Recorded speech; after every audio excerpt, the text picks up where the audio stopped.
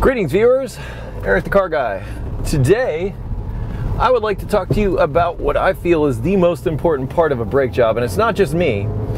Several brake pad manufacturers recommend this very thing that I'm about to show you. And that is to burnish the pads in. So you just get done replacing brake pads, possibly also rotors. Now that you're done with all that work, the next step is to sort of mate those brake pads and those new brake rotors together so that they stop well. In fact, in some cases, in particular with this Mini and the brakes that I just got, they weren't really good at all until after I performed this procedure.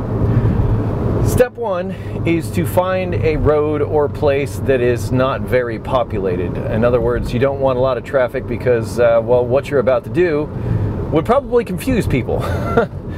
And that is accelerate to about 50 miles per hour and decelerate not quite to zero, and then start going again. And you want to do this several times. I would say, well, I sometimes do it all the way up to the point of brake fade. So I just go along and then I hit the brakes and then accelerate again, and then hit the brakes and then accelerate again. And I continue to do this once again until I feel like I just about don't have a brake pedal. Don't be surprised if when you get done with this procedure that the brakes are all smoking hot when you get back. Don't be alarmed, there actually could be smoke coming from the brakes. Give it time to cool off. Probably not a bad idea to also replace the brake fluid when you do this, but I guarantee if you do this, this will give you the best brake jobs possible. When you get done, the rotor should look more like this, like they've shared some stuff with the brake pads.